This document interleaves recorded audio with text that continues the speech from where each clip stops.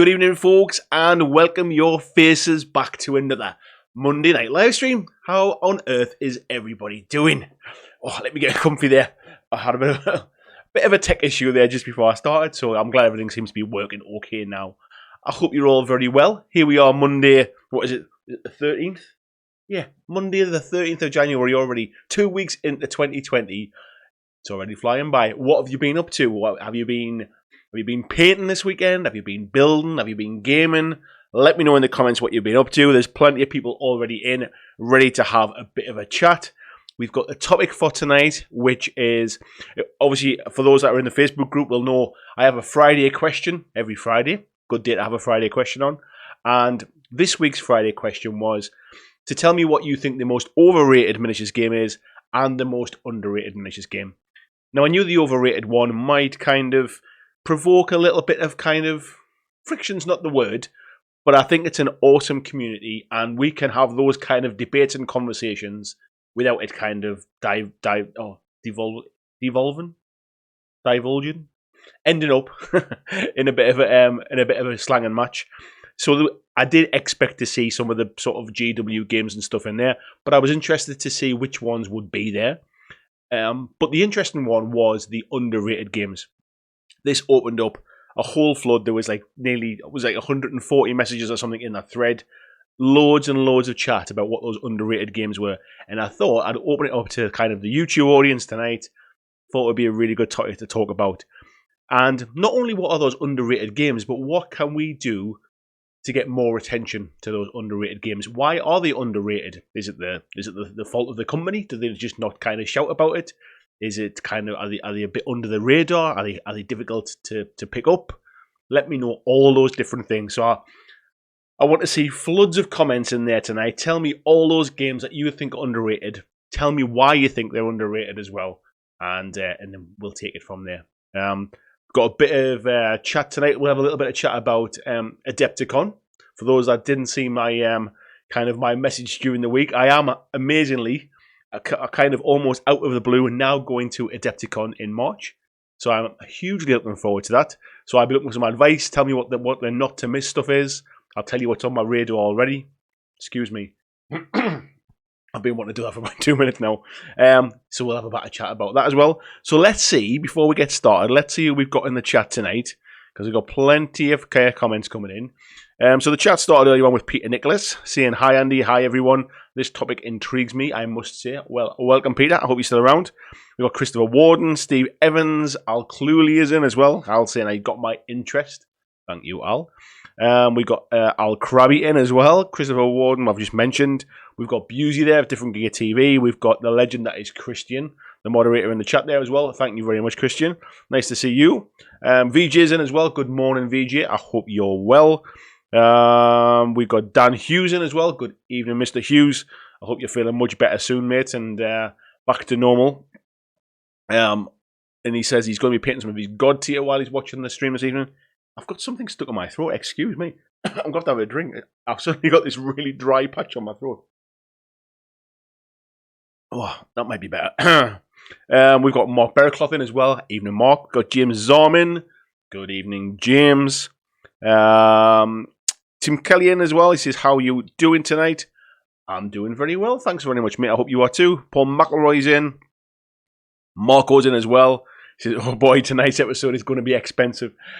I did think that when I decided that was going to be tonight. I thought it almost flies in the face of last week's episode of spend less and play more, or buy less, play more. But one thing that came out of last week, and I got a load of feedback about it. I was really kind of pleased about how the live stream went. But I'm not telling people not to spend money. I'm telling people, or I'm advising people, I should say, not to spend money on stuff you're not going to play, you're not going to paint, it's going to sit on the shelf and do nothing. So, if there is a game here that sort of deserves your hobby spend, and you think it might be right up your street, then that's very different. But don't go and kind of blast money onto something that's just going to sit on the shelf and gather dust. That was the point. James Hart is in. Good evening, James. Hope you're well. Mr. Zunk is in. Good evening, Rob. How you doing? Mark says, "Andy with a hoodie. No heating in the studio." To be honest, mate, it's not too bad. It's almost became kind of force of habit, if I'm honest, mate, just putting a hoodie on. I've got a nice little kind of oil-filled radiator here that just kind of takes the chill off the place. But it's all insulated now. I've got kind of curtains across the back here as well, just to keep any drafts out. So what you can see behind me, that wall, was originally the garage door to kind of come in. That's all insulated. It's all kind of blocked in for to keep the heat in. It's actually not too bad. What you see now being in here, that now my face doesn't go kind of scarlet with the lights on top of my head and stuff. So I've got a kind of nice balance now, I think. I think it's just force of habit putting a hoodie on, mate. Where are we going? Where are we going now? Kieran Byrne is in. Good evening, Kieran. First of all, thank you very much for coming to the live stream. Second of all, thank you very much for joining the Patreon this evening as well. I just saw the message on my phone before I came on the live stream. Much appreciated, buddy. I really do appreciate that. Peter said he successfully avoided buying any new figures this year. Well done, mate. 13 days cold turkey, eh? Tim's hiding his wallet and deleting cookies. She's jumped off the top of my screen there as well. I like it when when it jumps off the top of my screen, that means you lot are putting loads of messages in, which is always a good thing. Paul saying he went to Moonstone Tournament in Bristol this weekend, had a blast. Did I see that you said you'd taken either your son or your daughter, mate, as well? Did I see that in your comments? Hope it sounds like you had a blast, mate, but I'm glad you had a good time. Where are we at?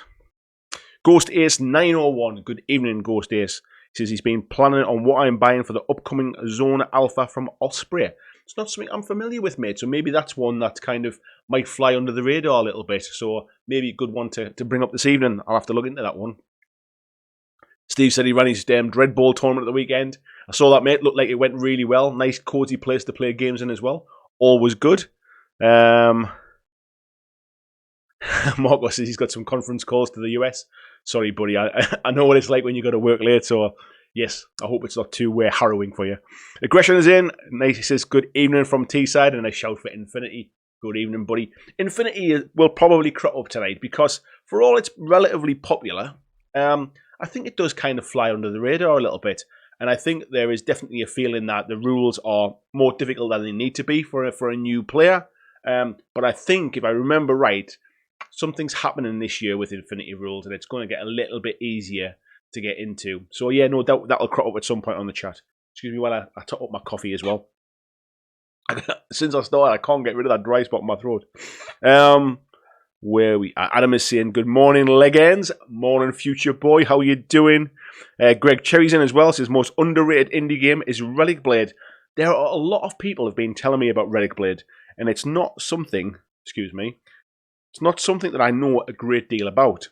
I do keep hearing, sorry about that. I do keep hearing the name, but I've got no idea what the game's about. So yeah, if anybody can give me a little kind of like an elevator pitch of what it is, that would be really cool. Noxie saying he's painting some Underworld's Grimwatch, and then he's using his contrast Flash Terror red. It's amazing.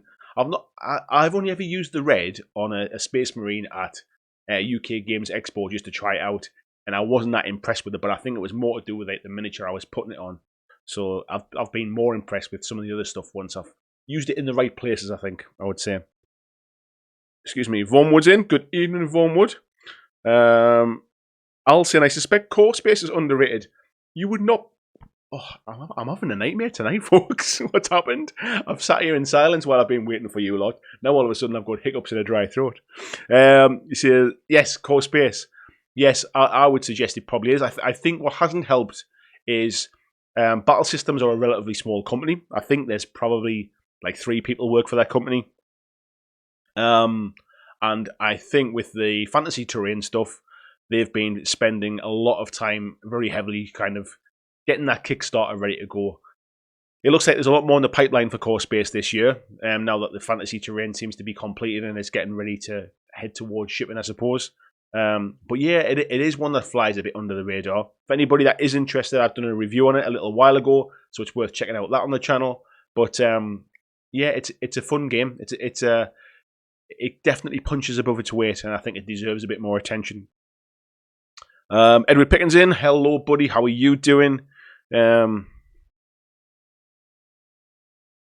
Greg says there, it's not underrated, I guess, but independently distributed.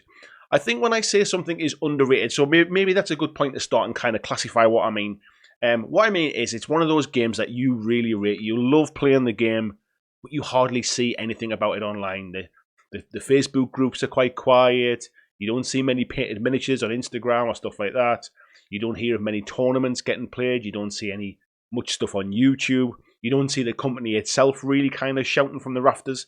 If you would, on the complete flip side, if you think what Games Workshop do, and I appreciate they're a huge company with large coffers for marketing, but if that's one end of the scale, does the company that makes your game, like the game you love, do they basically almost sort of non-existent?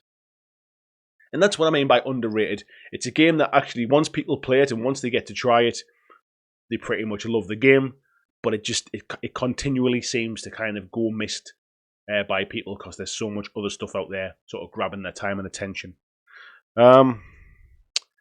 BKMBBQ, hello buddy, saying hello from Missouri. Nice to see you, fella. Ronnie Dodd's in. Hello Ronnie, how are you doing? Jez Hunt says, evening, Adepticon, awesome. It is awesome, mate. I can't believe it. I'll come on to that a little bit later about Adepticon and how it's all kind of come about and stuff. But yeah, amazing. Can't wait, mate. Kieran saying, underrated game, well, maybe a bit unknown. Burrows and Badgers. 100%, mate, I would agree with that. Again, it was another game that cropped up. And what I'll do is I'll go through the list of some of the things from the Facebook group. But Burrows and Badgers cropped up probably 3 or 4 times by different people kind of saying that was the game that they thought was most underrated. Skullmunch is in. Evening, Sean. How are you doing? Bone Ripper's in as well. Says, good evening, lads and lasses. Hello, mate. Dan says, the most underrated game I've played is the Night Minis Marvel superhero game. Such a cinematic and thematic system will forever remain underrated, though, as it's well and truly dead. What's interesting, mate, is there was quite a few games that people put on that are pretty much dead now or no longer supported by the manufacturer. In your case, for those that aren't aware, Night Models lost the license for the Marvel stuff. As we now know, Atomic Mass Games now distribute a Marvel miniatures game. But Night Models are the same company that does the Batman game.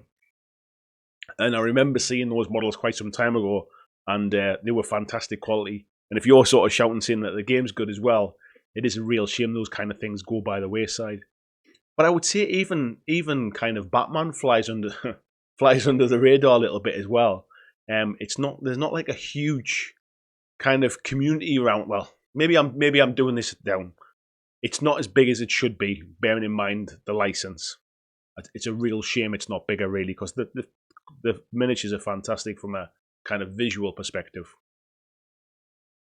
Great Cage says, morning from Sydney, Australia. Good morning, sir. So he's starting work in 30 minutes, but lucky enough to work from home. I know that feeling, mate. I get to work at home now and again as well, and it is a nice feeling, isn't it?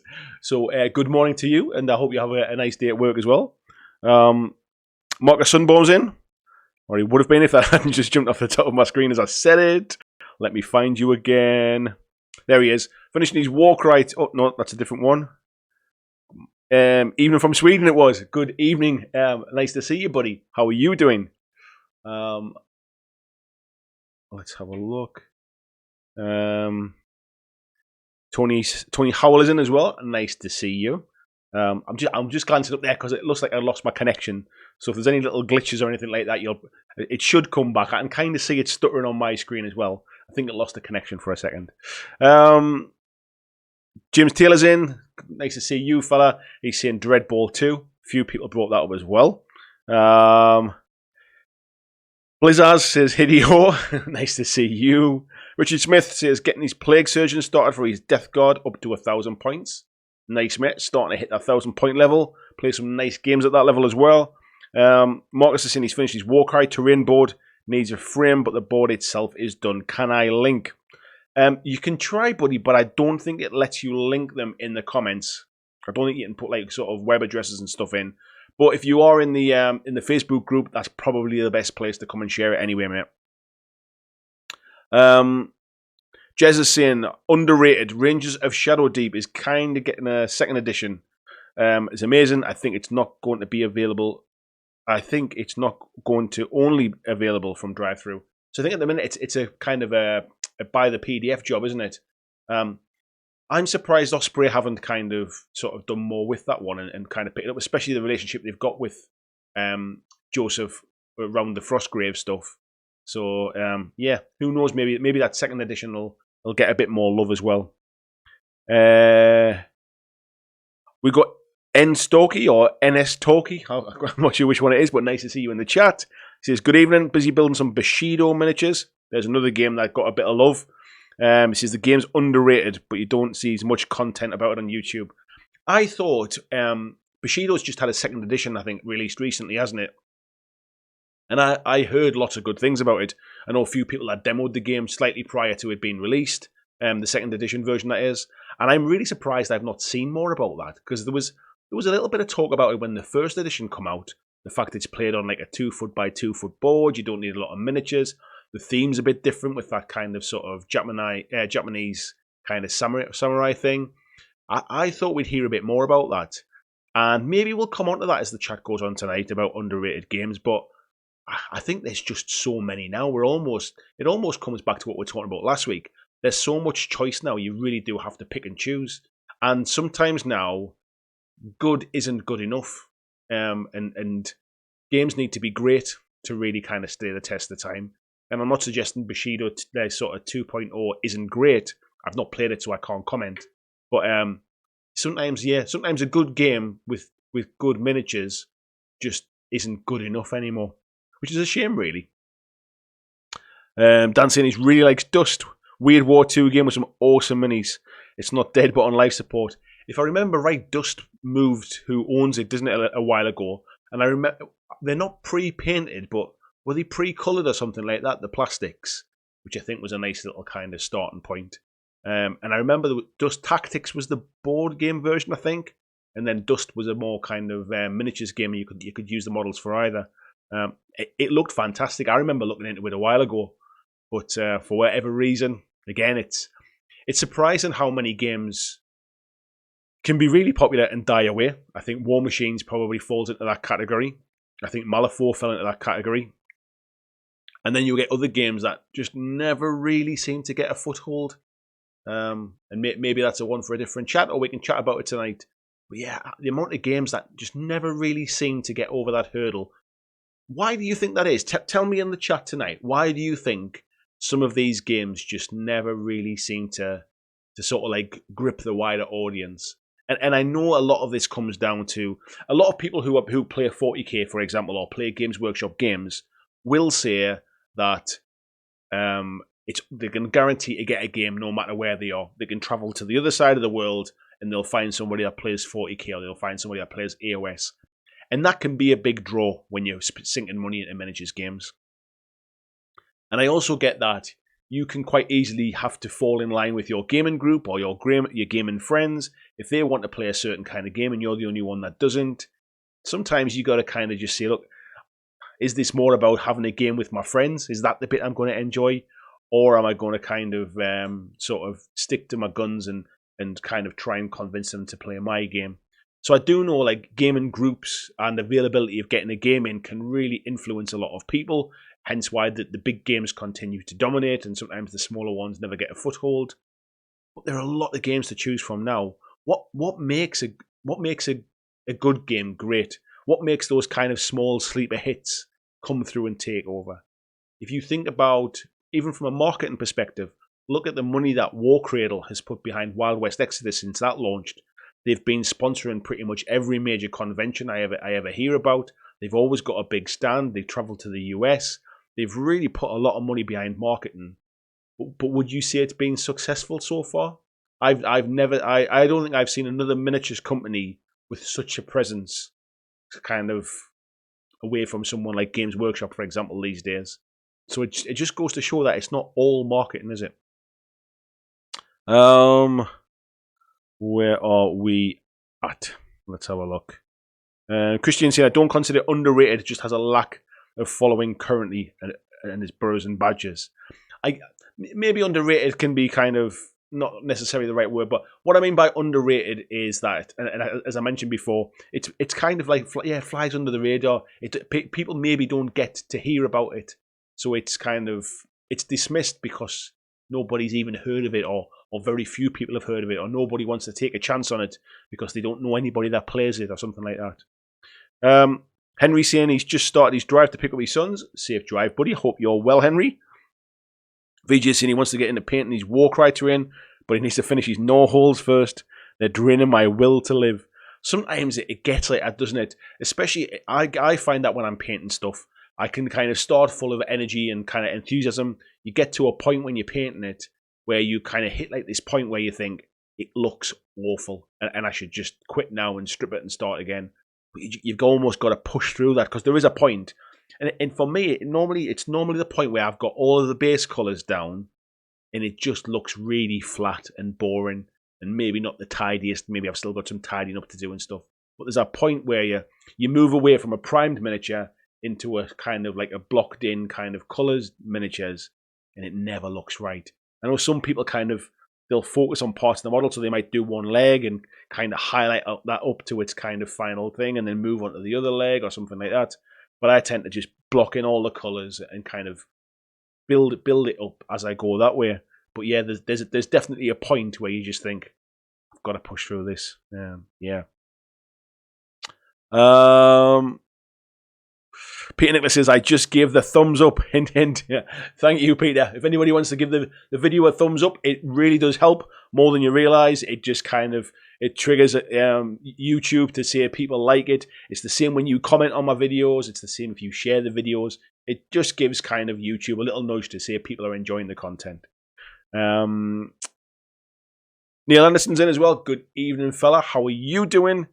James Taylor says he's finished his 1,500 points at Kings of War Undead today. Congratulations. He's based off the Lord of the Rings scene where the warriors of the dead rock up to ruin Sauron's day. Yeah, Lord of the Rings gets lost on me a bit, mate, but I do know that bit. Ron Wood saying he's had himself on a game ban until he picked up Wasteland Warfare. Wasteland Warfare. Is that is that Fallout? Is that the Fallout game, or is that a completely different game, mate? For £38.50, really like the appeal of solo narrative player. I've not played it, but I've heard the solo stuff works really well. And I've heard, if we are talking about the same game here, I've heard that the Call to Arms, which is the Skyrim game, uses a lot of what they learned from the mechanics of that game.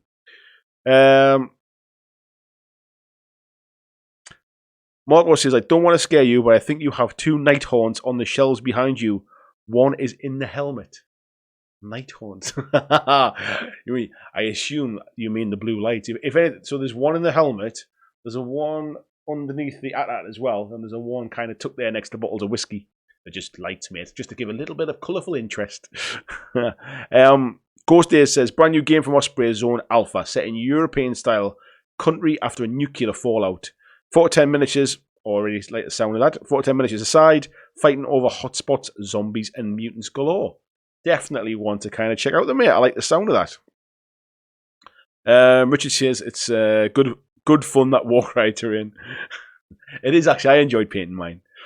Deep Red, good evening. He says, hail and well met from a blustery North Lincolnshire. It's a bit of a blustery Tyneside here as well, mate. It is very breezy. Forward said, underrated games, I suggest Sedition Wars. Sedition War, who made that again? I know the name, but I can't think who made the game. Sedition Wars, it was a fun game to play once the rules got cleared up. Sadly, I think you've probably hit the nail on the head there a little bit. A lot of these games suffer from maybe a poor first edition, and people try it and then just go, nah. That's kind of, if I think of some games for me that I've done that with, so Wild West Exodus, when I got a starter set for it, by the time I'd opened the box and read the rules had already changed, and they were on to kind of version 1.6 or something like that. And I know what they were trying to do. They were trying to get the miniatures out there. They were trying to get some income coming in, which is important for a company. And they were trying to improve and play test and get more games in. But it made it really difficult because I didn't play that often, and the rules kept moving. They're in a fantastic place now. They've really settled down, and everybody that plays the game tells me how good it is. But I almost feel like my introduction to the game was kind of sort of tarnished a little bit like that. I think the Batman miniatures game was a very, very similar thing. So first edition was awful from an English rules point of view, I think the rules were originally written in Spanish. The translation wasn't particularly good when they were translated over, and it was a bit of a mess to play. It relied upon the community trying to fix it. I think they had a bit of a 1.5 version, which seemed to improve it, but still wasn't the best. They had a second edition version as well, which hasn't been out too long. And I think there's a third edition coming now, or is certainly due anytime now. And it's that constant sort of rule changing, or kind of sort of not doing the play testing up front and expecting the community to do the play testing once it's launched, can almost kind of kill a game off. I'm not sure if Sedition Wars was kind of like that, but you mentioned the rules, so I assume it's maybe something similar like that. Robert says he's finishing off his regiment of human clansmen for his Northern Alliance. Nice, mate. How are you liking those Northern Alliance models? Are you enjoying building them? Where are we at now? The chat just every now and again, it like jumps up by one line as a chat message comes in, and every now and again it just goes poof, off the top of the screen, and I have to scroll back and try and find it. Where are we at?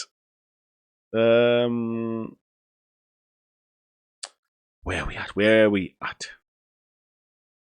I'm sure you love this bit silence as I'm kind of looking through it. There we are, found you. But we're back now. Greg says, small skirmish game played on 2x2, really nice campaign player and cool factions. D6 action point based. That's based upon the game you were talking about before me, isn't it? Which was that Relic Blade that we talked about there? I've completely forgotten now. Harjinder's in. Good evening, fella. How are you doing?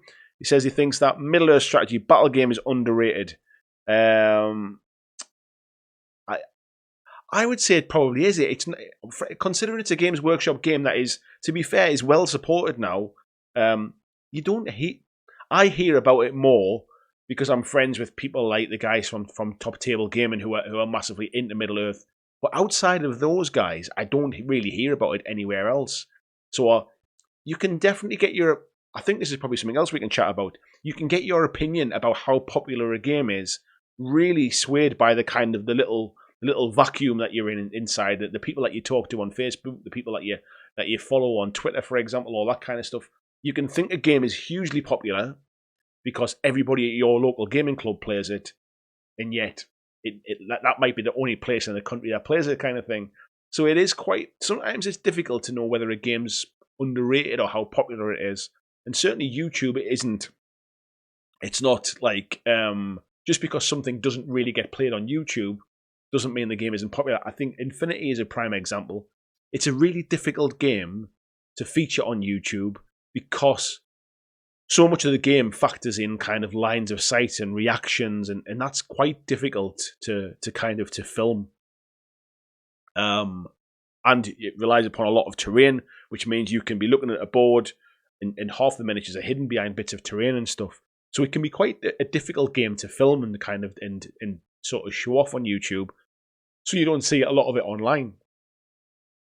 However, the game is quite popular as well. So I think sometimes what you see online and what you hear about locally can really sway whether you think something's popular or not as well. Rob saying, sorry, Core Space is a fun game. Busey saying he felt guilty buying the Mortal Realms magazine after last week's stream, but thought, sod it. Honestly, I don't want to guilt trip anybody, mate. That was not the point of last week's stream.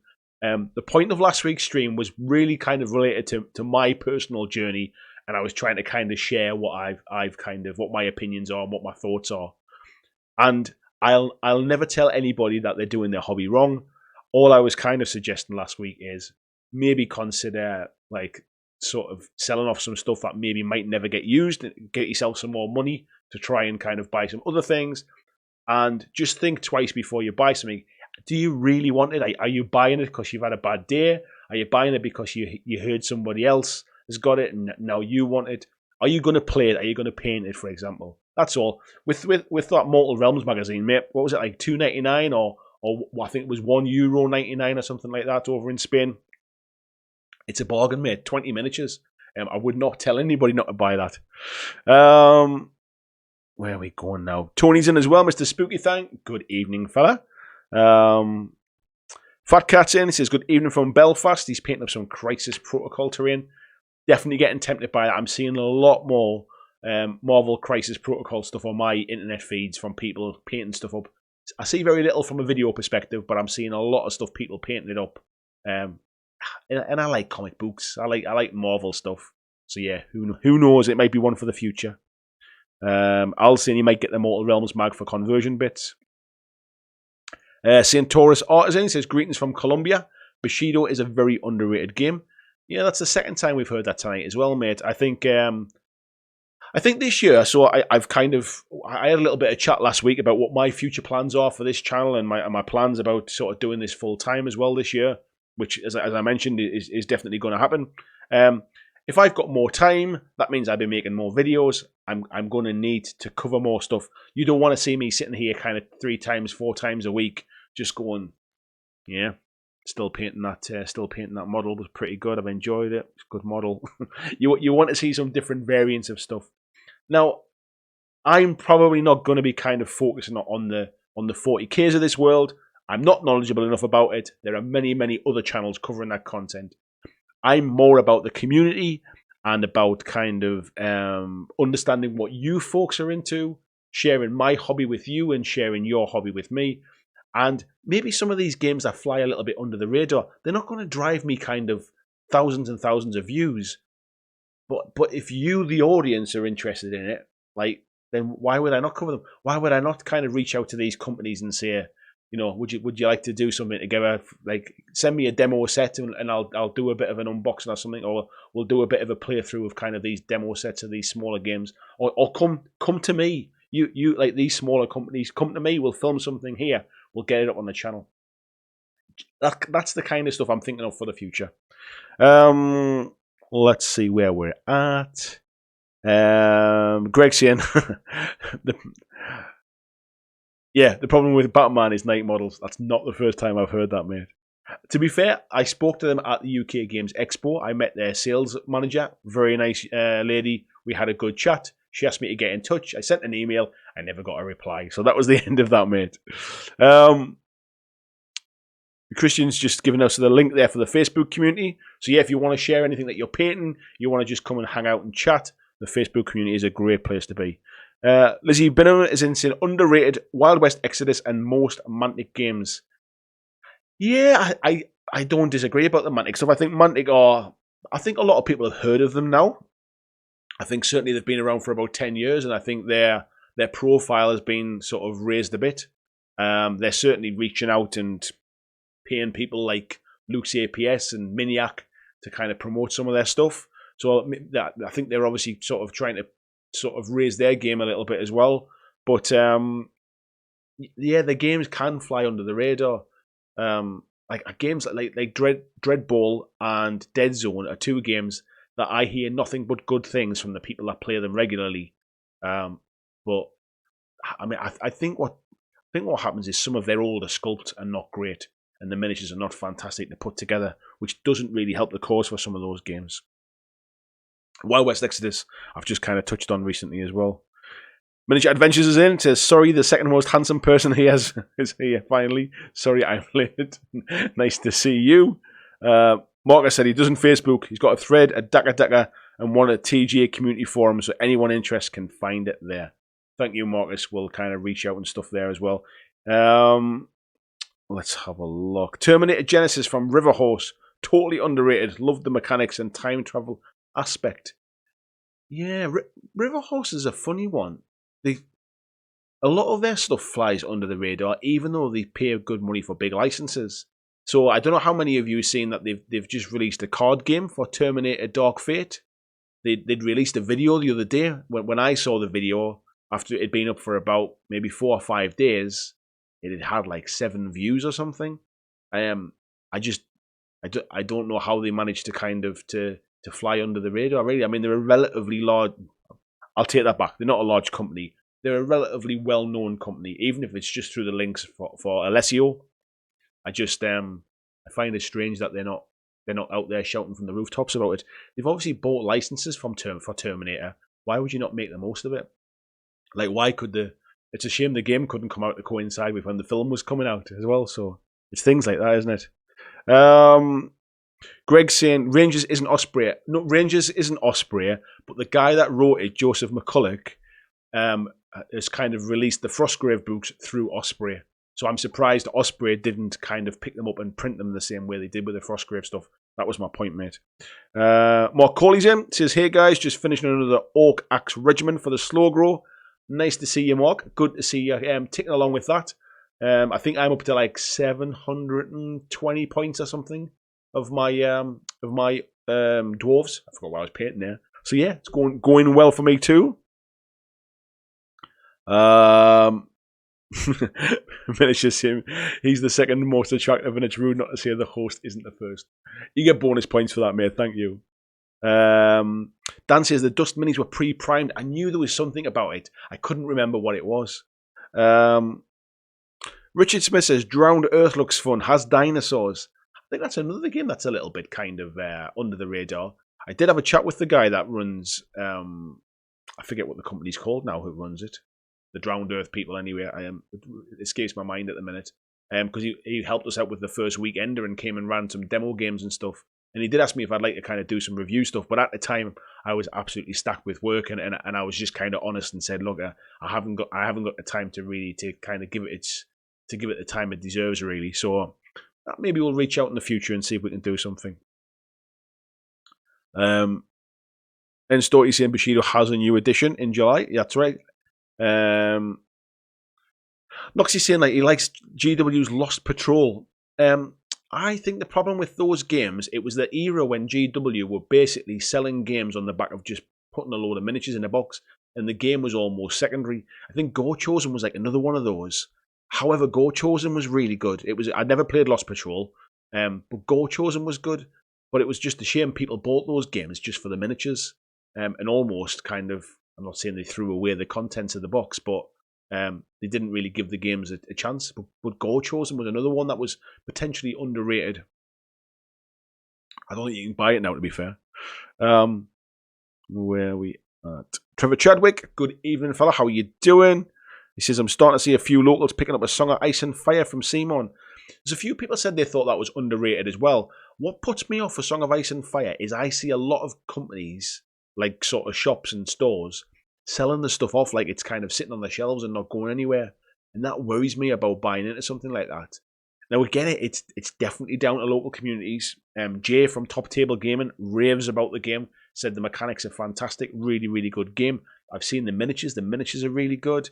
I'm not a huge kind of sort of Song of Ice and Fire, Game of Thrones sort of fan, if you like. It's fantasy. Again, I've mentioned this many times. Fantasy's not always my favorite. So that's not really a draw for me. But yeah, I've heard nothing but good things. Miniatures are fantastic. It's just that I feel it. I see a lot of getting sold off. Where are we at? And Storty started playing with that new edition.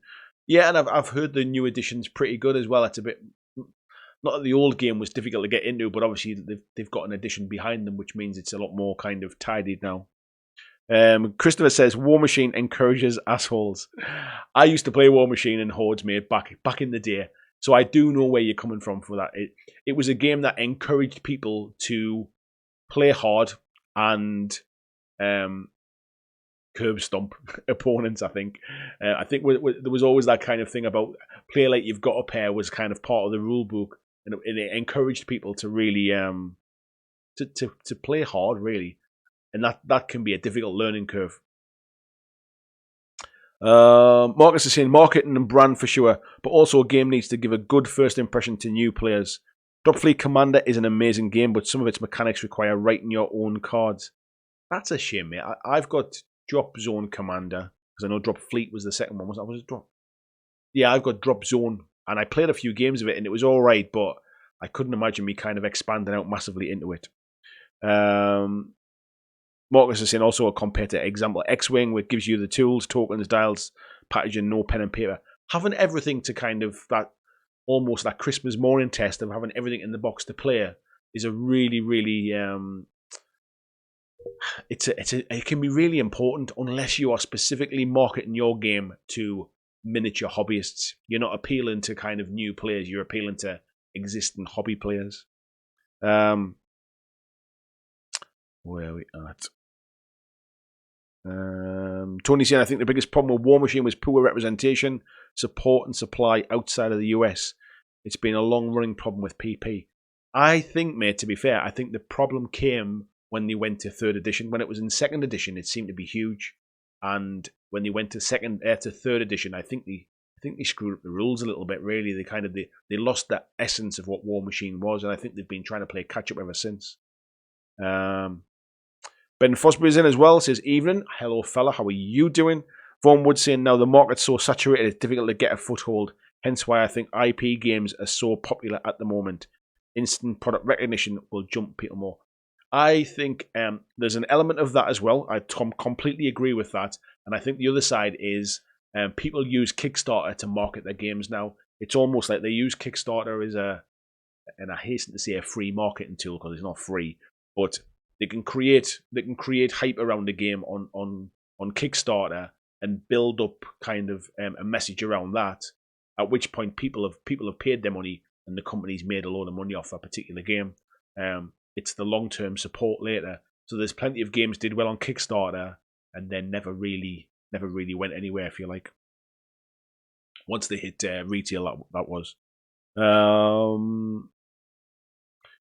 Just jumped off my top of my screen again. Apologies for that. I need to get a bigger screen.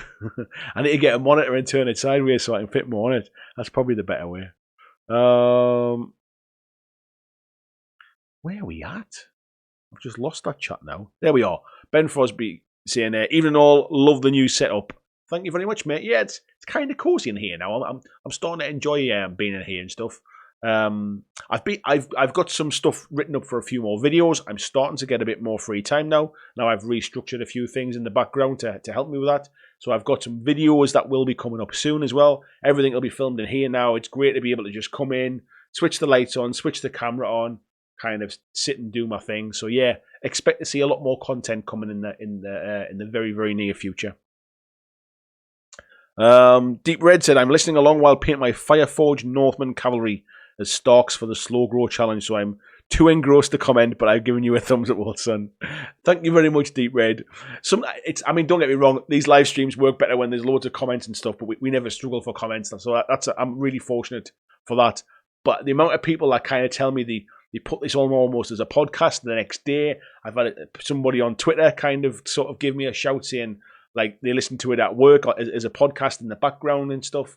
It's quite nice. I think people just like to sort of have a bit of distraction. So if I can distract you while you're painting your stuff and sort of just keep you occupied and keep you entertained, I'm all for that. We've got Glyn Seymour's in as well. Hello, fella. How are you doing? Everybody's saying hello to each other. Red Rose Wargaming is in. Hello, Anna. I'm pretty sure it's you. Nice to see you. How's things going? How's what was it, the game that you told me about as well? It was Pulp City, isn't it? I saw you'd made a comment that said is it got a new owner now? Who's taking it over? Because it was the company called sort of Pulp City Games or something like that. I kind of forget now. I remember seeing it at Salute many, many years ago the first time. And Story's saying he blocks in all the colours first. And yes, 90% of the time I think it looks awful. God, is that where we're up to now? Back in the chat. I really do need to catch up. He's saying they've always been pleased with the end result.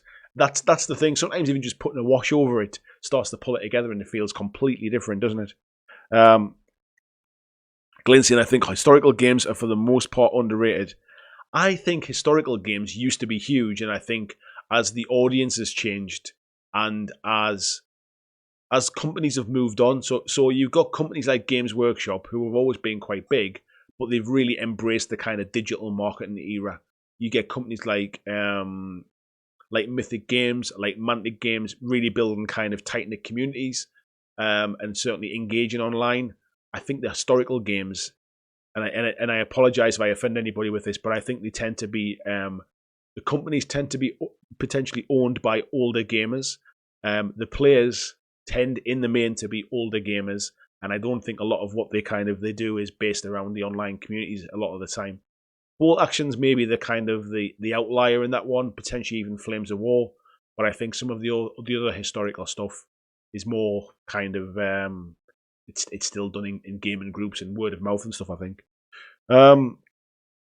Jez Hunt says, big up the Timeside Gamers. He's over in Wallsend. I didn't realise you were up this way, Jez. Yeah, I'm not too far away, mate. I'm just along the road from Wallsend. Not too far away at all. Noxie's in Gateshead. I knew that bit. And he's mentioning Saga there as well. It's another game I keep hearing a lot about, but never ever played. And Storty's saying another underrated game is maybe Guild Ball.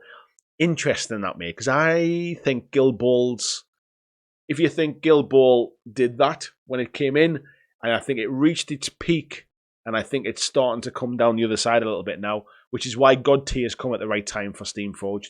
But I don't think the game's suddenly become bad or anything like that. I think it's come to the point where the player base is very experienced at Guild Ball now, and it is a very difficult game to get a foothold in now when the kind of the current players are very, very experienced. And it's a little bit like War Machine, that it's a steep learning curve, and you will get smashed many, many times playing that game. Unless you're playing with the local gamers who are a bit more casual. But if you try and play like on the tournament circuit, it's gone from being a very community friendly led game from what I see into a very tournament heavy game now.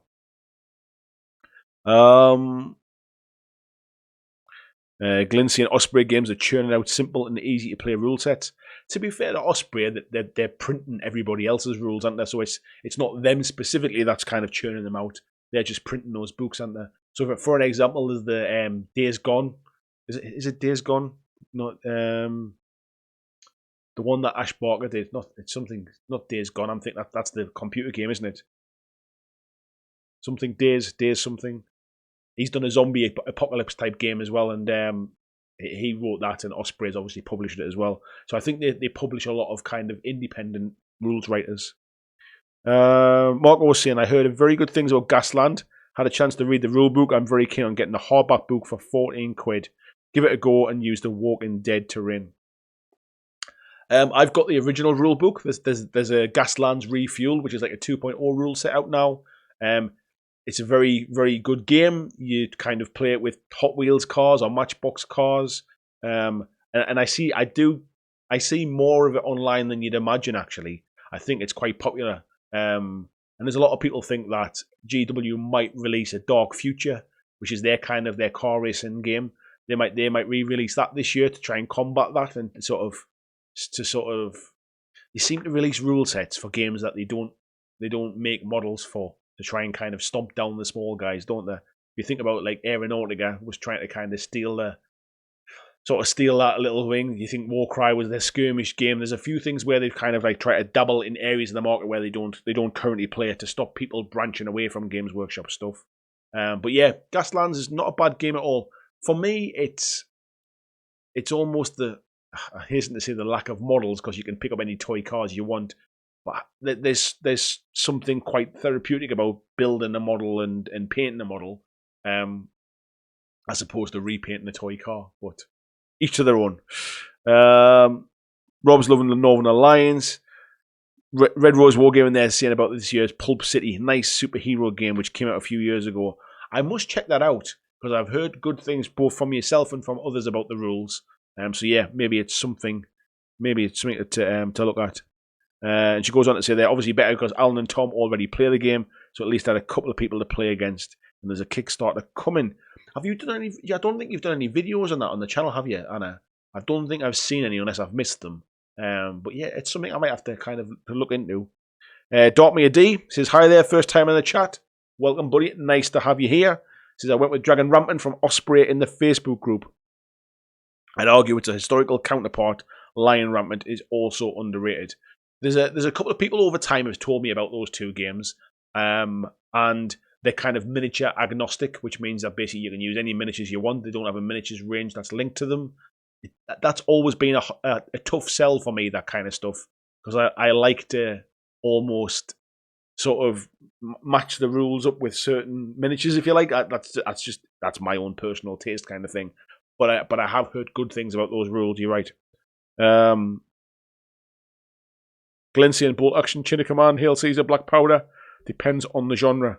Yeah, loads of kind of well-known games. I think if I'm right, I think everything you've mentioned there all come from Warlord as well. So they tend to be one of the big companies. But then you get companies like Two Fat Lardies. You get Gale Force 9 doing their Flames of War. Gale Force 9. It is Gale Force 9 now, isn't it? What used to be Battlefront. Andy saying, I love Infinity. Hello, Andy Smith, by the way. Yeah, Infinity is a fun game, but it feels a bit like 40k to me, that it's a lifestyle game. You almost have to commit yourself to it, because the rules, you get to get the best out of it, you need to know the kind of like all of the rules and intricacies. Tim saying there thinks Car Wars has been released with a new mini set. Yeah, wouldn't surprise me, mate. Peter says, I get the feel I'm going to spend half the year following up the many leads to games I didn't know about. How many by the end of this post? What I might do is, based upon this chat, I might make a bit of a video at some point saying like sort of the 5 or the 10 most underrated games. And just because it's easier to see some images and some little videos and things. So if people are interested in that, I'm to try and compile a lot of what people are talking about now. Christian saying, help support the channel through Patreon from as little as $2 a month and gain access to the private Discord group. Yes, thank you, Christian. I've had a few people leave the Patreon this month, and I've had a few new people join the Patreon this month. As I mentioned last week, I am very excited to say that I will be moving to full-time on this channel this year, and it's because of the support of people on Patreon that's allowing me to make that happen. I struggled with Patreon for quite a long time because it wasn't. I didn't want to feel like. Part of me thought it was kind of begging at one point, I think, and it's never really kind of sat comfortably with me. I didn't want to feel like I kind of under obligation to make what the content that the people that were sort of my Patreons were basically sort of requesting. But I've gone over that over the last kind of 6 months and stuff. I'm in a lot better sort of understanding of what I want now. And the way I see it is, I'll keep making the stuff that I want to make. And if people want to support the channel and make sure that that becomes sustainable for the future, then they'll support me. But what I would say is that do not fear about kind of pledging at the $2 level. Maybe you think like it's, you don't want to do it at $2 because you think it's kind of almost meaningless. If as a prime example, I've got over 7,000 subscribers now. If 10% of those, if 700 of my viewers all pledge $2 a month, that's $1,400 a month. That's a full-time income for me. So never be worried about kind of $2 a month. It might not seem like much to you, but it's huge to me. And I mentioned this in the Facebook, in the Patreon, in the Patreon Discord chat the other day. We were talking, and somebody had said about going full time and stuff. And what I'd said kind of is that I'm not doing this to try and kind of to make sort of huge sums of money out of it. I'm doing this to allow me to do something that I love doing. When I do go full time, I'll be making less than a minimum wage. I'm lucky enough that my wife will financially support us as well with her job.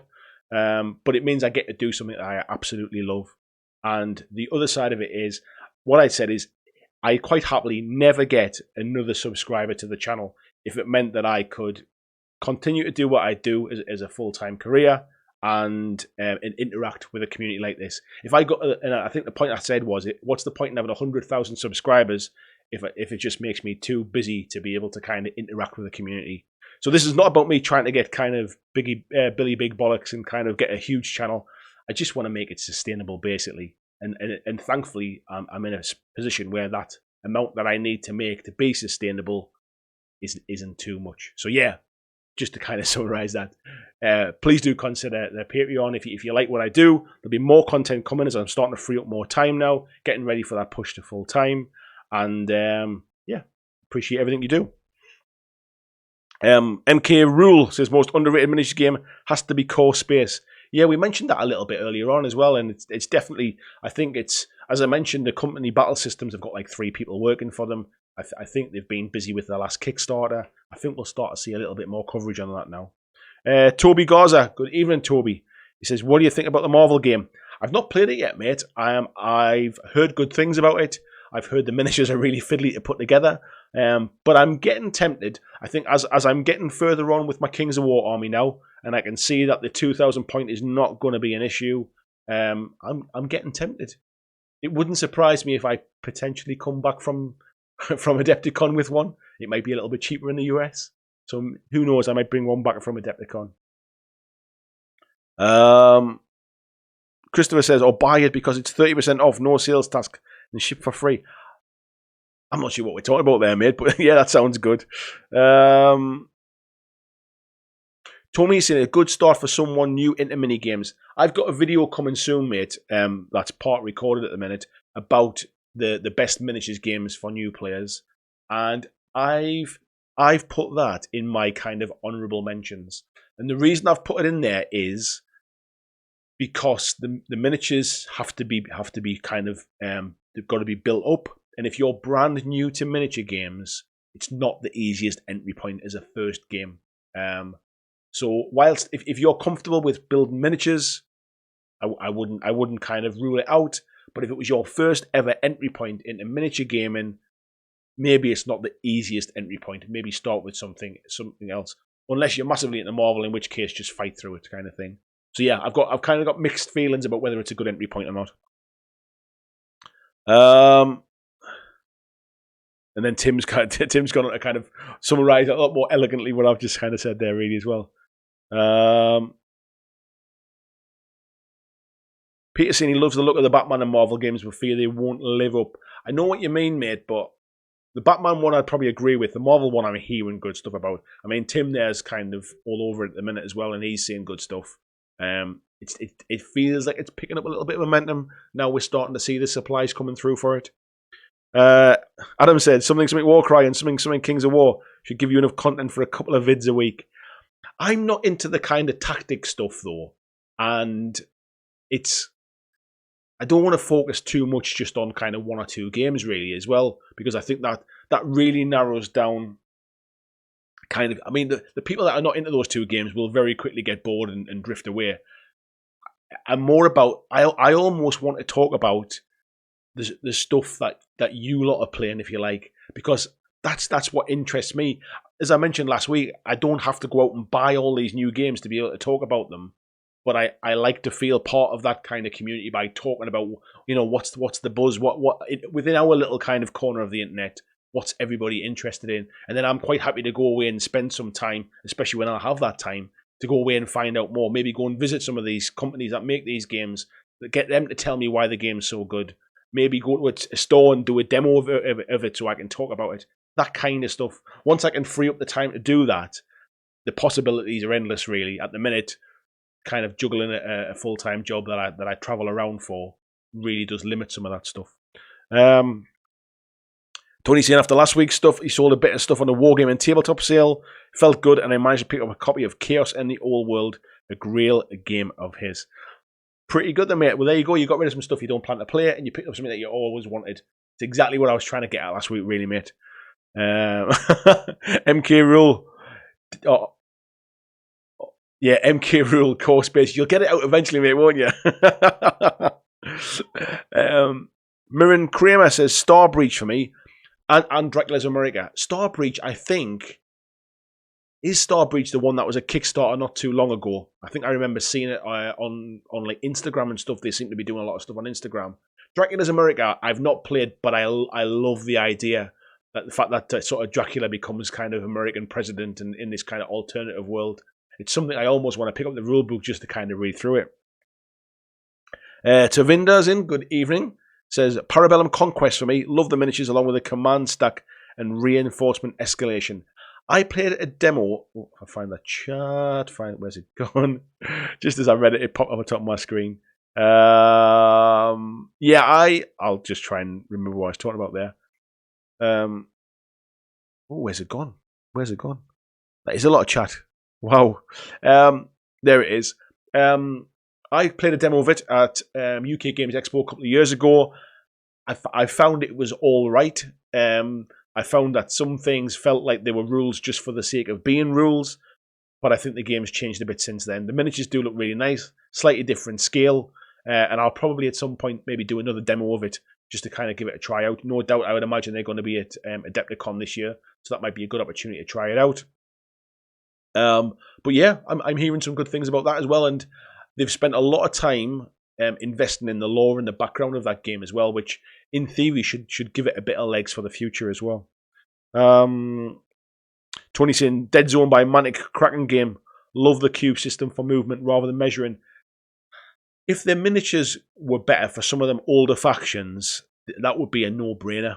But I've heard too many times from people getting started in the hobby that they really struggle with some of the old Mantic miniatures. The fact that there's no instructions, they just come in kind of little plastic bags and they're all thrown together. I think if you come from Games Workshop, where the quality of the sprues, the instructions are really clear on how to build them, if you come from that into kind of Dead Zone kind of war bands, no matter how good the game is, it's quite a difficult entry point. Some of the newer stuff is fantastic. If you take like the Mason Labs from Star Saga, single piece plastics, run them in Dead Zone, completely different experience. I almost wish that some of those older ones had been refreshed, and I think that game might get a bit of a second breath, if you like. Where are we at? Mirren saying, to be honest, it's starting to become very hard to keep up with good new games coming out. It's the good times. I kind of touched on it earlier on, Mirren, and I think the problem is that it's not good enough to be good anymore now. You have to be great.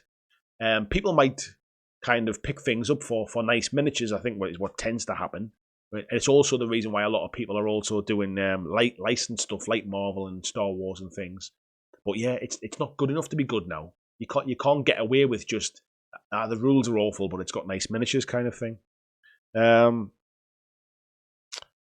Where is it? Glinson, when talking about SBG, strategy battle game, being underrated, I think only narrative games go under the radar.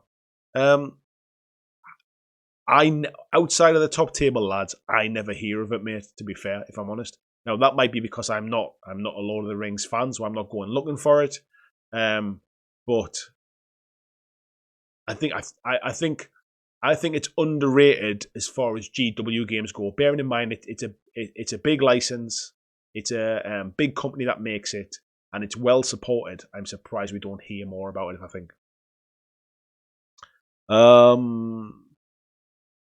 Where are we at? Greg's on about McCullough want to get away from Osprey. I didn't realise that, mate. That's probably why then, mate. Drowned Earth's fun, Infinity Light. Yeah, Kieran, I've called you Kieran again, mate. Christian played it at our weekender a couple of times as well, and he seemed to kind of think very similarly along them lines as well. Marcus is saying Song of Ice and Fire is okay. I dislike the amount of card play, but it's a decent game. And they seem to have supply issues. There was huge supply issues when it first came out, and I think that was what it almost killed it before it got started. I think it's starting to kind of get better now, but it's almost like a case of like you don't come out of the gate strong, and this is where companies like Fantasy Flight Games fall down as well. If you don't come out of the gate strong, you can almost kill your game before it gets a chance. Dan saying Fantasy Flight are very good at releasing games that are underrated, mainly because they don't support them properly right out of the gate. I've just been saying the same thing. Prime examples are Rune Wars. To be fair, mate, they did the same thing with Star Wars Legion as well, and they've been very lucky. They're getting away with doing the same thing for Marvel as well. I mean that was delayed, and then they ran out of starter sets. So, and I know Marvel is Atomic Mass Games, but I think it's being distributed by Asmodee. So it's a similar kind of issue.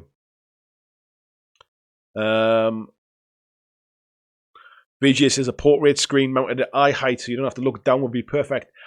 The problem I got, mate, if I do that is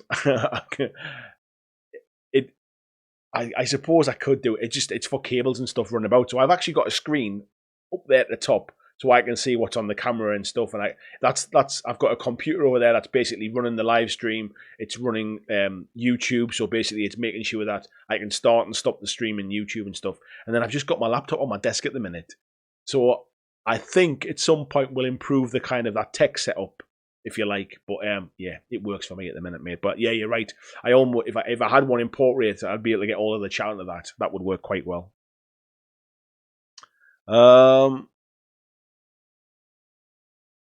Where are we at? Christian's giving a bit of a push with the merch as well. Yep, t-shirts or hoodies are available, folks. William Jones, good evening, William. Said historicals are still my favourites, but I got to build it all because of the obscure or unpopular periods. You are correct. It's a boomer niche. I think I get lumped in with the boomers these days as well, mate. So I dare to throw shade, as the kids say. Yeah, I think it's. I think sometimes there's a lot of choice when it comes to historical games as well. So people get fractured around different rule sets. Chris says he plays games to get away from the real world. He's not into historical gaming. There's a lot of people have told me that exact same thing, mate. That sometimes it's a little bit too close to real world, and they want to escape that. Kieran's in. Good evening, fella. How you doing? 2 weeks in a row. Will wonders never cease, mate. God, I really am catching up back on the chat now. Yeah, Grimdark 40k, Last Days. That's the name of the game. I've got the book. I just couldn't remember the name of it. Aggression says Last Days as well. Yes. Peter saying just like a wizard, never late. Tony saying spot on about Guild Ball, especially the bit about tournament scene. I feel it does put new players off. I like the idea of Guild Ball, and I've wanted to kind of give it a try a few times, but my opportunity to play it would be to go to tournaments, and then I know I'll not enjoy that kind of that very steep learning curve, if you like. Vaughan Wood saying historical's still going strong. The amount of new minis from various time periods coming out, I'd say it's going strong. Yeah, it's not a lot of online content. I think that's exactly what I was talking about, mate. Nostock again, Memoir 44. Good evening, buddy, by the way. It says Richard Borg's Command and Colour system, having it as a board game, allowed me to play it stood at a coffee stand in a service station at 1 a.m. in the middle of Belgium. I'm not even going to ask why you were there playing that, but that sounds awesome, mate. Noxie saying the PC game of GW's Dark Future just came out in May, so the tabletop version could return this year. They also released the Mordheim game as well, though, didn't they? So, who knows? They've also, very, very soon, got the Underworlds game coming online as well, haven't they? Murin says, did no one mention Burrows and Badgers? Yes, mate. It's been mentioned about 2 or 3 times quite early on in the stream. Yeah, absolutely awesome game. Nostock again was saying it was neglected by Days of Wonder for a number of years, meaning things go out of print. It is a common thing with a lot of smaller games, mate. You are right. I'll say the best historic game is Warhammer 30k. I suppose you could call that historical, couldn't you? I never thought about that. Where are we up to? Where are we up to now? I'm just gonna have to. I'm gonna have to dive in because I've got no idea where we're up to now. Or I'll start there because it's highlighted my name. Oh, where are we at? Yeah, I think I'm back up with the chat now. Jerick Bear, good evening, Jerick. How are you doing? Because his Core Space had a little presence on YouTube, but seemed to sell well. I think again, it's the difference with Core Space is it's very narrative, and it's the same. To be fair, it's the same with things like Necromunda. You don't see a lot of it on YouTube. I think people get obsessed with like tournament being sort of tournament play. That's where YouTube. Everybody wants to watch it. They want to learn the tips and tricks. They want to learn how to play the new armies. I don't know if people like to watch that kind of narrative gameplay. And I think maybe there's some games like Core Space, like Necromunda, to be fair, who I think suffer a little bit from that. Peter says, underrated games video will be watched avidly by me for certain. In that case, mate, content's content. I'll do something like that, especially with all this information. Darkmare says, I didn't see anyone mentioning Song of Blades and Heroes or its advanced version. Again, it's agnostic, but I find it a great skirmish game. I think the last time I did a video about sort of new miniatures games or miniatures games for new players, somebody in the comments mentioned that, and it was the first time I'd heard of that game. Yeah, there's a few of these kind of little rule sets that go under the radar, isn't there? Nosta again says Billy Big Bollocks. That's my kind of go-to phrase when I think like if people think he's getting ideas above his station, him like who the hell does he think he is? Like that's what I always think of, that kind of Billy Big Bollocks. Kieran's laughing about it as well. Doubt there's a risk of that, chap. Yeah. I doubt it as well, mate. James Hart says God of Battles by Jake Thornton, excellent mass battle fantasy game. Yeah, I think it was you that mentioned it in the chat, in the Facebook group, mate. Wasn't it?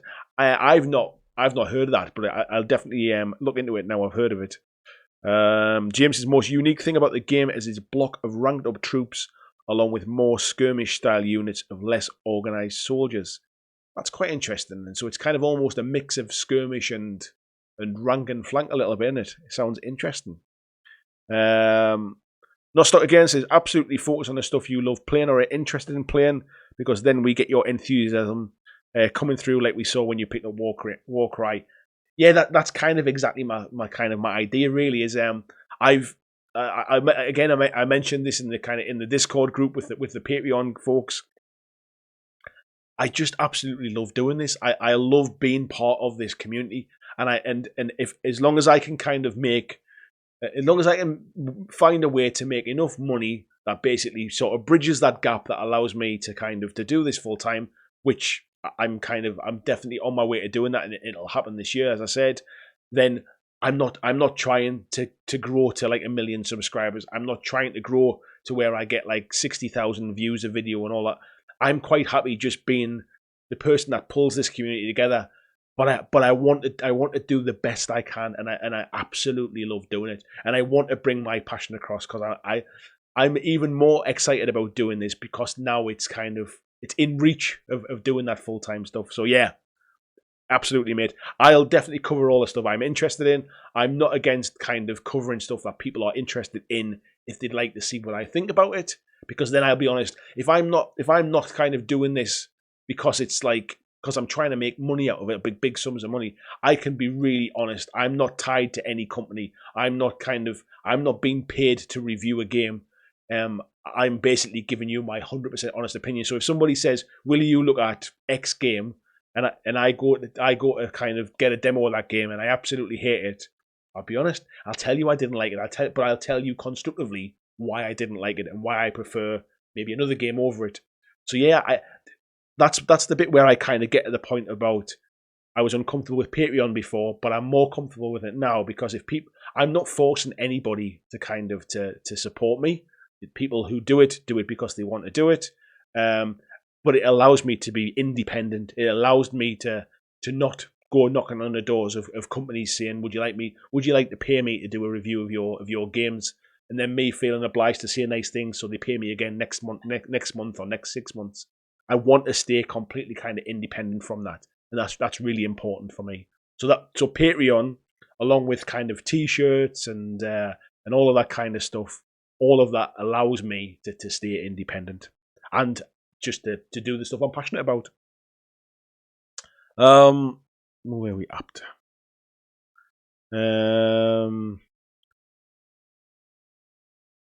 Where are we at now? Marcus is saying he bought the Pelennor box set last weekend, mainly for the models, but he may play through a few of the intro scenarios. It's really fun. Top Table saying the answer is Middle Earth as well. Yeah, I went halfies on that box set as well, and to be honest, the rules weren't particularly kind of straightforward for me. I think part of the problem I had was I've played so many different games. I think my brain was thinking this is how something should work, but it didn't seem to work within the rules, if you like. It definitely felt like a game where if somebody sort of sat down and took me through a demo, I'd go, now I understand how that works. But I was trying to play it from reading the rule book along with my mate, and I didn't get on with it, and I also didn't have that love of Lord of the Rings that most of you folks do. That kind of keeps you ingrained in it, if you like, or get you over that initial hurdle. So yeah, it's I've got the stuff. It's kind of painted up to a half standard. Maybe one day I'll come back to it. William Jones says Middle Earth game is a niche because Middle Earth. If you don't get into the lore, there's more accessible and popular fantasy games. I think you just kind of summed up exactly what I was saying, mate.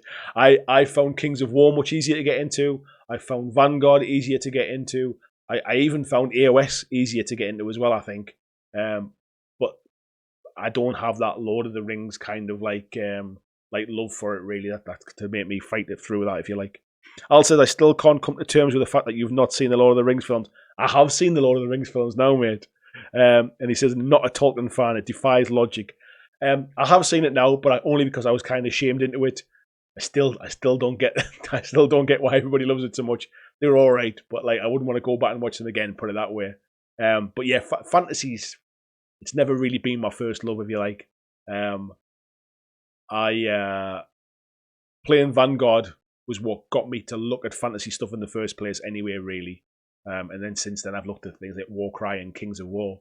But yeah, it's probably the reason I've never really looked at Song of Ice and Fire or really delved any deeper into Lord of the Rings. Marcus said, a bit crunchy with all the individual weapons and such, but much more fun than AOS. AOS has kind of fell off my radar a little bit now, mate. It's definitely grown arms and legs from where I used to play it, like back in General's Handbook, the first one. It's a completely different game these days, and it's another one of those like lifestyle games where you almost have to commit all of your brain power to learning all of the rules changes. The amount of times that you've got the new battle tomes coming out all the time, and then 2 weeks later you've got the FAQs coming out, which invalidate a lot of the stuff anyway. It's more than I want to try and kind of retain in my head. Glenn saying the Great British Hobby League Facebook group, it's mostly points level. That's just jumped straight up to my screen again. It's mainly points level games and generic scenarios for competitive and match player. Narrative scenarios from the movies can get more overlooked. See, that would be the only thing that would even really interest me, really, I think, is kind of almost playing through the movies, like playing through them from them scenarios. Mirren is saying, he's having a chat with somebody else there. Horrid person's in. Hello, Gene. How you doing? Says, I think I can't figure out about FFG Asmodee as they've made the same mistake shooting themselves in the foot with distribution repeatedly. I can only imagine that they either hugely underestimate or because it's not about creating false hype, because they screw themselves over every time. People lose interest in the games because it takes them forever to get that kind of second print run, if you like. So I can't tell whether they always underestimate demand for it, or whether they're intentionally holding stuff back. But either way, it doesn't work. Bit of chat going on there. Gene saying, God, that's how far back I am now. Throw shade, he says. RuPaul wouldn't admit it, but he's way older than us. I'm aware of the RuPaul Drag Race TV show. I have never seen it. I can honestly say. Bloggy's in as well. Hello, Bloggy. How are you doing? Tom the Bomb's in. Whatever he said, he's pulled it back. But yep, he's in anyway. Nice to see you, Tom. Skullmunch says, throwing shade. I hope it's Agrak. Daxter Destroyer says, anyone mentioned Dracula's America? It came up once, mate, actually. Yeah, somebody did mention it. I don't know much about the game itself, other than I know more about the kind of the theme and the setting of the game, and it really does interest me, actually. I'm kind of into like steampunk horror kind of like stuff as well, so yeah, it's something I might even pick up just to kind of read the book, I think. Farhead's in as well. He says, hello from Kuwait. Hello, buddy. Nice to see you in here. Skullmunch says he's looking forward to Warhammer Underworld Online. Hope it scratches the itch. It looks pretty good from what I've seen, mate. I think it's you can register now, can't you, for the beta testing. Farhead says, does anyone know how's Conquest doing? It seems to be picking up a little bit of steam now, mate. I'm hearing a little bit more around it online. There's a lot more models coming out for it. Everybody that's played it tells me it's a good game, but it's maybe not. Maybe they're not doing a lot of kind of direct marketing with it. They're not getting onto the different YouTube channels. They're not even pushing their own YouTube channel. They're not really kind of screaming about it. I think it's very quietly ticking away in the background, but it's the community that's keeping it kind of on the boil, I think, at this stage. Where we at?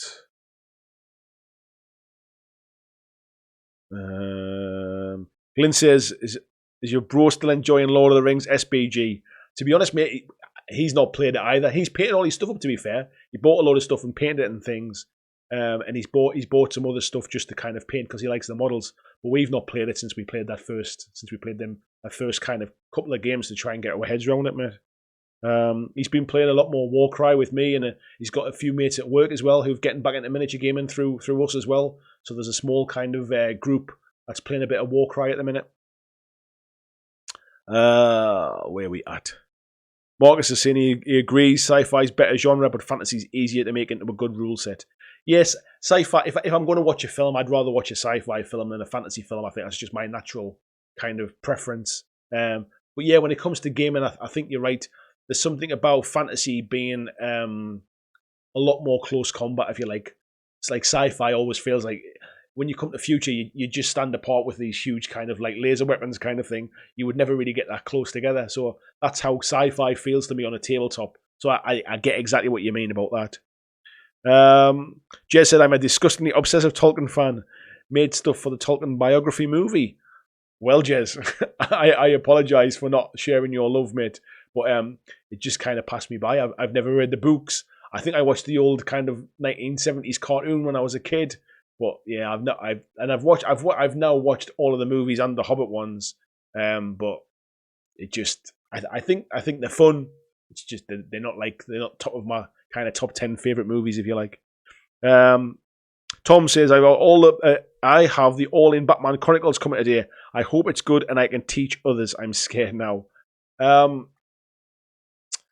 Did you get the reprint, mate? The one that was kind of done a bit later? Because I bought the first of it, or did you buy a second-hand version? Because I've got it as well. Miniatures are beautiful. They are really nice. If you're a Batman fan, you'll love the miniatures. The rules take a little bit of getting used to, mate. There's a lot of stuff online that's trying to tidy them up a little bit. So watch the videos, read through the stuff on like Board Game Geek and stuff, and you'll get there. But just persevere with it, mate, I would say. There's also a little app as well that you can get which helps you with the line of sight stuff. So watch out for that as well for Batman. Pomsy says, evening all, we had a good chat, just able to catch the end. How are we doing for time? 20 past. Didn't realise it was that late. Nice to see you, mate. Hope you had a nice dinner out with your significant other this evening. The lovely Joe. Where's it? Chopping for stop my rattling. Jumping off the top of my screen again there. Here we are. Mark said, every good sci-fi rule set is boring setting. Yeah, when I think about it, actually, I probably play less sci-fi games. I quite like Star Wars Legion. What else would I play? Played a bit of Kill Team. 40k's never really kind of worked for me. Yeah, thinking about it now, these days, I probably would play more fantasy games, actually. You're probably right. Bit of chat going on. Marcus Sunborn says, my dream game, 40k setting with bolt action rule set. Is that not like second edition or third edition 40k?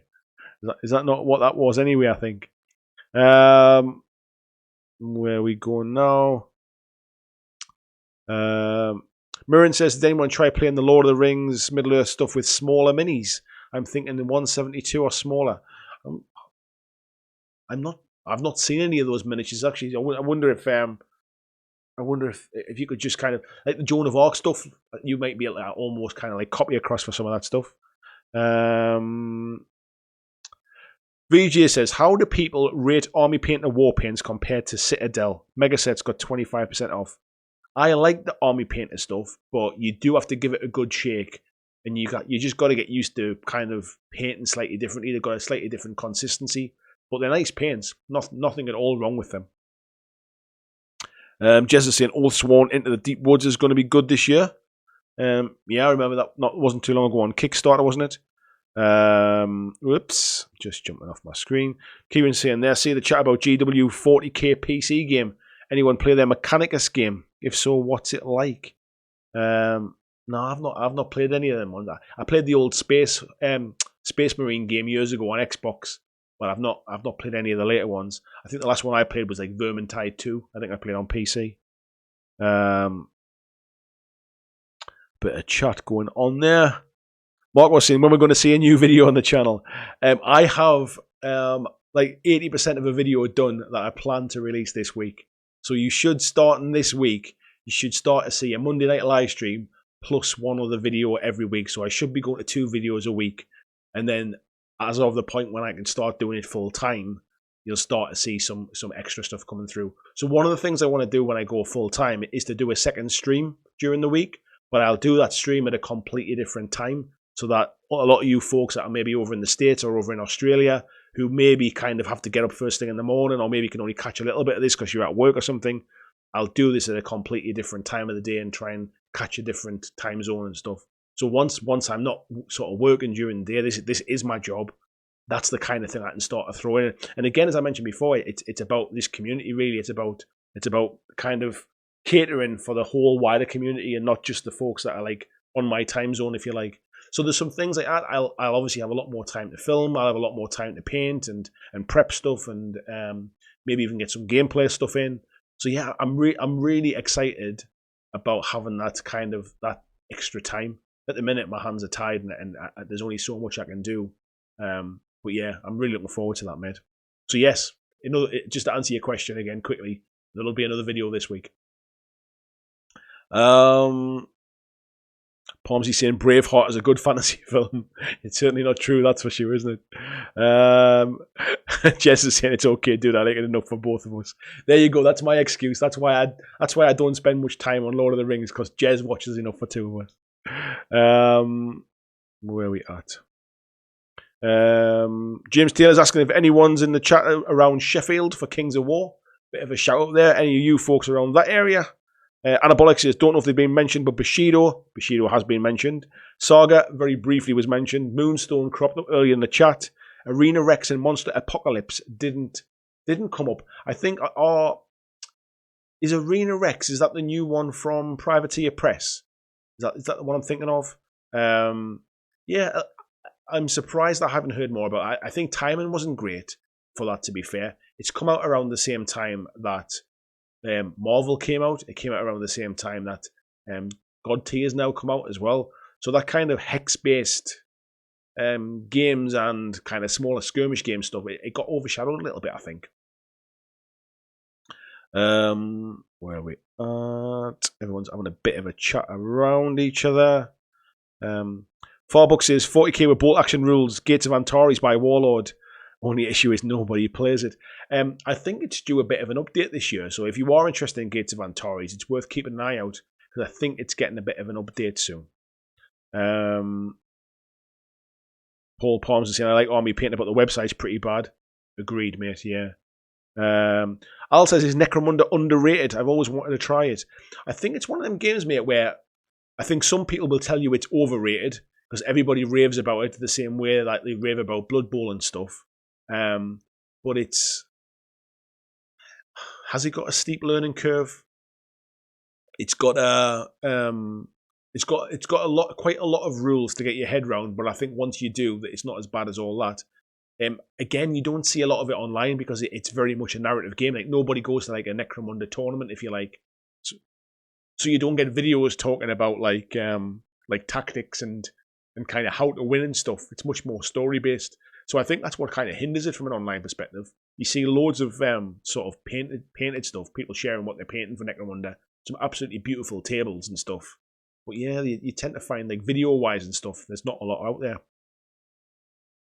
Where are we at? William Jones is saying Dark Alliance makes not Middle Earth. I didn't know that, mate. I've not even heard of that, so yeah, be good to see some of that stuff. Alistair Miles says, did anybody enjoy Sedition Wars? Somebody mentioned that quite early on in the chat, buddy. Said it's a shame it never really took off big time. I'm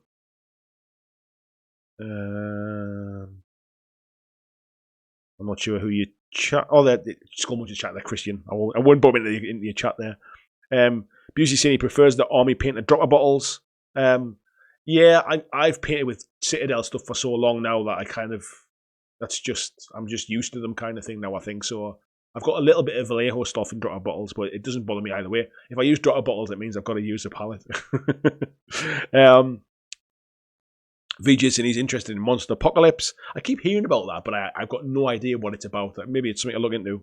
Tony says he actually played Blood Bowl for the first time this week and found it pretty fun, mainly because of the stupid stuff that could happen. I agree, mate. If you played as this is a game where lots of stupid stuff can happen and let's have a laugh about it, I think you'll probably enjoy it. My experiences have been as part of a league, playing with people who knew exactly what they were doing, and me just sitting in the corner just going, I have no idea what's going on here. So I didn't find it that fun potentially myself, and I think I've been coloured by that kind of experience of it, really. $4 saying he got it started with bolt action because the rule set's awesome. And he says if Gates of Antares gets an update, I hope it gets the traction it deserves. Yeah, I mean, some of the miniatures for Antares are not too bad. And like you say, it's essentially sort of bolt action in space. So, but again, Warlord's another company that don't really push a lot of their stuff. They spread themselves quite thin through over quite a lot of different games. So some of this stuff, if it's not bolt action, it almost goes under the radar. Bits of chats going backwards and forwards. Skullmunch says he signed up for a Blood Bowl 7s tourney at the end of the month. Good luck, mate. $4 is underrated games. I had a good time playing Deathwatch Overkill with my wife.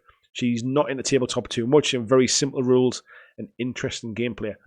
Me and my wife were actually going to have a game of Dreadball last night. I was going to teach her how to play Dreadball, but we ended up just getting a takeaway and watching a film instead. But yeah, that was the plan. I actually had it all set up on a table ready to have a game last night. And she's not into miniatures games. But yeah, it's on a hex-based kind of board and stuff. So yeah, we were going to have a game of that last night. And where are we going? There's a bit more stuff. Greg saying Twisted's pretty fun indie game based on Oliver Twist. Not heard of that, mate. And then there's a bit more chat. So we're coming up to 1:30 now. I didn't even get a chance to talk about Adepticon. What I will say, if anybody is going to Adepticon, please do kind of give me a shout. It would be awesome to come out and get the chance to say hi face to face. I probably won't get over to the US on a very regular basis. When I mean regular, probably not even like every year or something, maybe not even every 2 years. So this really is a bit of a kind of like an amazing opportunity for me to go over there. So yeah, if you are over in the States, if you are going to Adepticon, it would be awesome to say hi. So please do give me a shout. And maybe we'll talk about Adepticon a little bit more on next week's chat because we kind of ran out of time today. But that's it for today, folks. Thank you, every single one of you, for coming in. Thank you to all of my supporters on here, my YouTube supporters, my Patreon supporters, anybody that shops through my affiliate link. If you do buy anything from Element Games, please do check out. There's a link in the description below this video where you'll pay the same discounted price and I get a small commission for sending you their way. And I will see you in this week's video. Definitely coming, Marco. Keep me right. It's definitely coming, buddy. And we'll chat next Monday on the live stream. Thank you very much again, and I'll see you next week.